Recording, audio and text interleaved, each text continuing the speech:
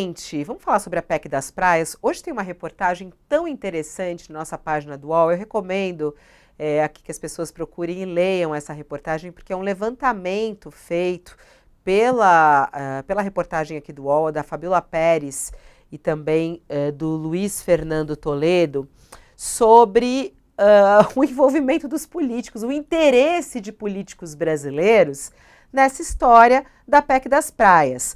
Bom, ao menos 295 políticos eleitos serão diretamente beneficiados caso a PEC das praias seja aprovada.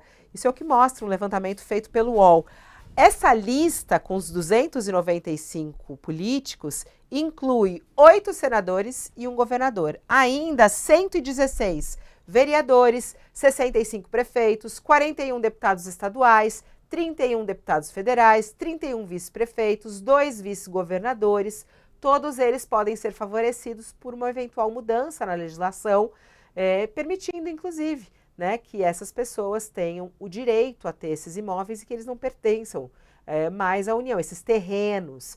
Ao menos 410 imóveis em áreas da União estão sob ocupação de políticos brasileiros, né? Essa proposta está no Congresso, sob a relatoria do senador Flávio Bolsonaro, que prevê alterar a Constituição para transferir o domínio pleno dessas áreas a estados, municípios e a proprietários privados, aí no caso, esses políticos. Bom, como é que foi feito o levantamento do UOL? Considerou apenas os políticos com CPF cadastrado na Secretaria do Patrimônio da União, não foram buscados imóveis em nome de empresas de políticos e nem de parentes, aqui pelo que eu posso entender, né?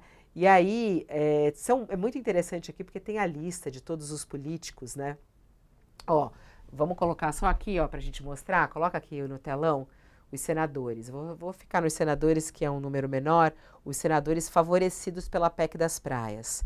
Quem são os parlamentares? Aqui, ó, o senador Fernando Dueire, do MDB, ele tem imóvel 67.600 metros. Uau! Marcos Duval, no Espírito Santo. Alessandro Vieira, do MDB. Jader Barbalho, Esperidião Amin, Renan Calheiros, né? E é interessante, né? Porque o UOL perguntou a esses senadores, o que dizem os senadores? O UOL consultou os 8 senadores dessa lista. Por exemplo, Alessandro Vieira afirma ser contra a PEC, embora avalie que a discussão seja válida, né? Fernando Dueire diz ser contrário à proposta, mas classifica a gestão federal da área sofrível e ineficiente. Jader Barbalho afirma que em Belém, mais de 175 mil famílias vivem nessas áreas. Segundo a assessoria do senador, apenas as sedes dos municípios não são de propriedade da União. Mas aqui não disse se ele é contra ou a favor. E aqui tem o posicionamento dos outros parlamentares. Recomendo que você vá lá e dê uma olhada nessa matéria.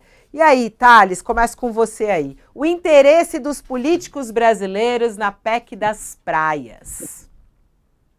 Olha, primeiro eu queria manifestar minha saudade, minha tristeza de ver essa praia aí do Leblon, de Ipanema. Ali é o Arpoador, vendo até o Leblon. Isso dá uma saudade imensa dessa praia, é maravilhosa, né?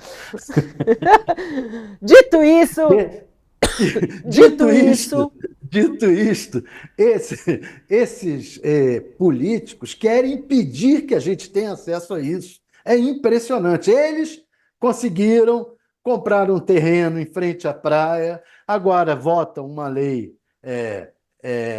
pro- que dificulta, não é que proíbe, mas que dificulta barbaramente que as pessoas cheguem à areia, cheguem à praia, em vários casos, resorts, propriedades várias, privadas, que você vê que quando o cara tem o imóvel ali de frente para a praia, ele impede o acesso de outras pessoas.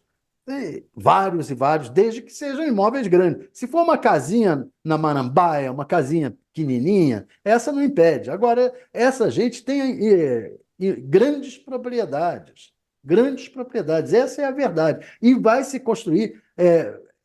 se construir resorts maravilhosos, como o que tem ali, tá esse Rio de Janeiro aí, perto daquele morro ali, embaixo, tem tem um hotel, o Sheraton, que é complicado você chegar lá na praia, ali em São Conrado, ali na Niemeyer, Avenida Niemeyer. É muito complicado você chegar naquela praia ali, o pessoal da favela fica em cima e não consegue frequentar a praia do Sheraton com essa facilidade toda. Mesmo em Ipanema, ali você tem um hotel que está com aquela prática igual na Itália. Bota um monte de guarda-sóis e os seguranças ali e vai criando dificuldade para as pessoas circularem por ali. Esses guarda-sóis, assim, você bota um monte de guarda-sóis do hotel, seguranças tomando conta e criando dificuldade para as pessoas circularem por ali.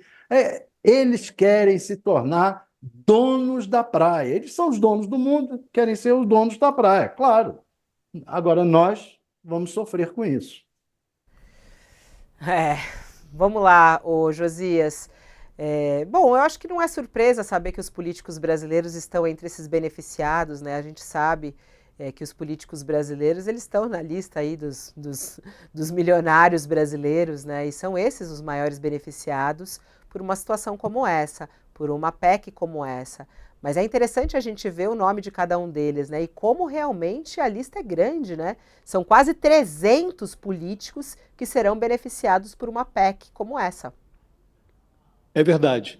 É preciso olhar com lupa esses projetos que beneficiam os próprios parlamentares, né? E esse caso da PEC das praias mostrou a importância da vigilância sobre o trabalho legislativo, né? Porque essa mesma proposta foi aprovada na Câmara dos Deputados sem nenhum alarde, ninguém prestou atenção, inclusive nós comemos mosca, o assunto não virou notícia. De repente, quando estava no Senado, houve lá uma audiência pública, os ambientalistas acordaram para os riscos que estão embutidos nessa proposta de emenda constitucional e o assunto virou tema de rede social e as pessoas começaram a prestar atenção no que estava se passando.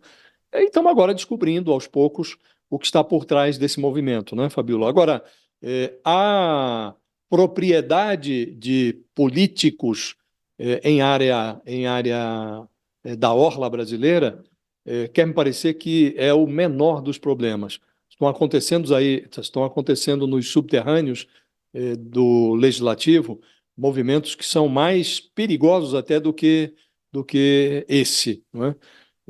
Está se discutindo a transferência da União para proprietários privados de terrenos que ficam ali na orla brasileira, diferentes estados. E enganchado a esse debate, nos subterrâneos do Congresso Nacional, está se discutindo simultaneamente a legalização do jogo, a exploração de cassinos no Brasil, né?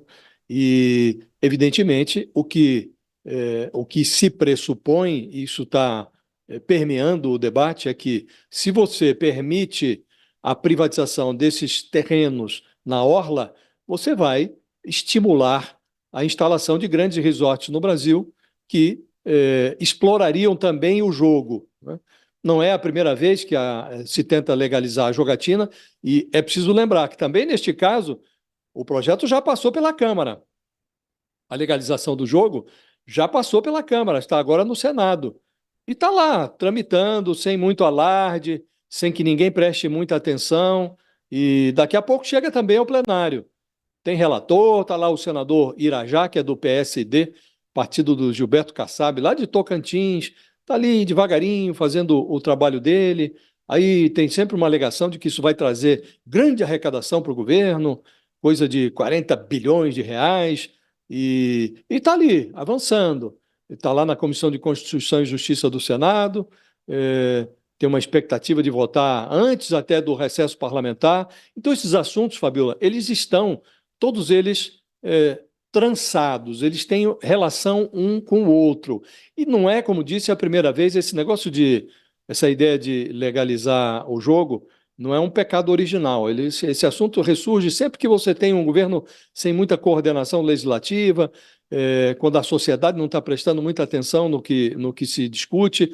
Então, lá atrás, em governos anteriores do Lula, tentou-se legalizar o bingo.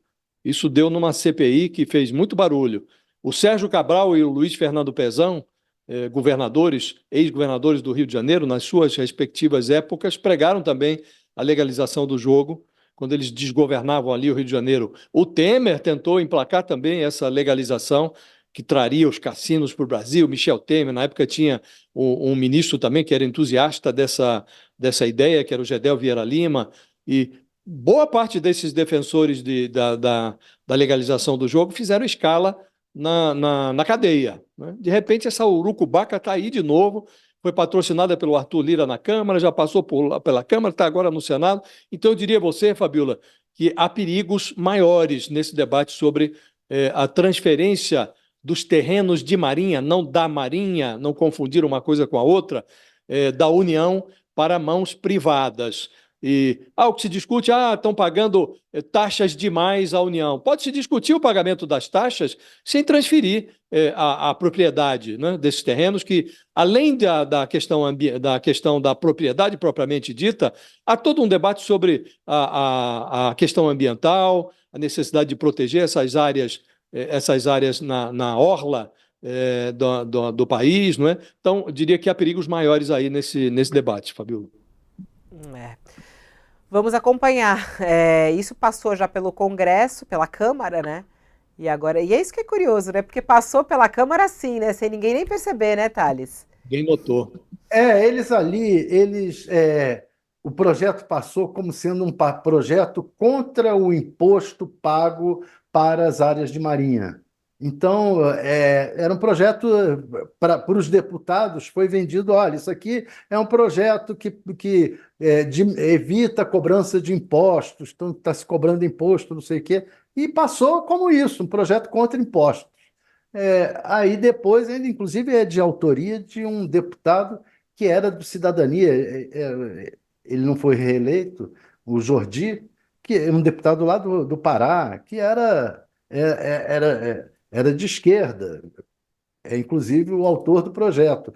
Mas agora se viu que ali dentro tinha essa possibilidade que o relatório do senador, do relator no Senado agora, que é o Flávio Bolsonaro, vai fortalecer, é de você ter essas áreas de marinha, não da marinha, essas áreas de marinha, vendidas e com possibilidades do cidadão. Ele diz que não, que vou criar mecanismos aqui em que eu digo que a área não pode ser de uso público. Mas isso já é de uso público. Só que o que fazem esses resorts é criar dificuldades para as pessoas chegarem nessa área de uso público. E é o que vai ocorrer nesse projeto.